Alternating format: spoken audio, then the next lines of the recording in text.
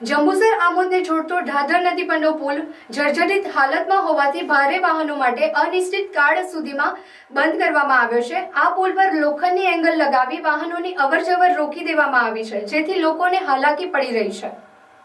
જંબુસર અને આમોદને જોડતો ઢાઢર નદી પરનો પુલ પણ જર્જરિત હાલતમાં છે।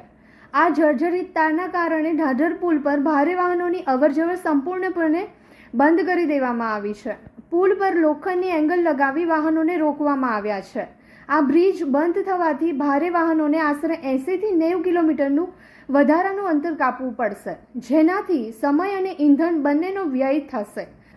આ બંને બ્રિજ બંધ થવાથી સ્થાનિક લોકો અને વેપારી વાહન ચાલકોને ભારે હાલાકી ભોગવવી પડશે। દૈનિક અવરજવર અને માલ સામાનની હેરફેર પર પણ મોટી અસર પડશે। જર્જરિત પુલોના સમારકામ અને વૈકલ્પિક વ્યવસ્થા ગોઠવવા માટે તંત્ર દ્વારા તાત્કાલિક પગલાં લેવા અનિવાર્ય છે। લોકોની સુરક્ષા અને સુવિધાને પ્રાધાન્ય આપવું જોઈએ તેવી લોક માંગ છે।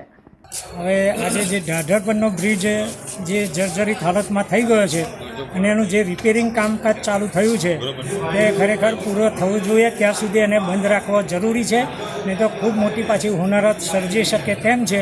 માટે મારી નમ્ર અપીલ છે આમોદ તાલુકાને અને જંબુસર તાલુકાની પબ્લિકને કે આ બ્રિજ હાલ પૂરતો બંધ રાખવામાં જ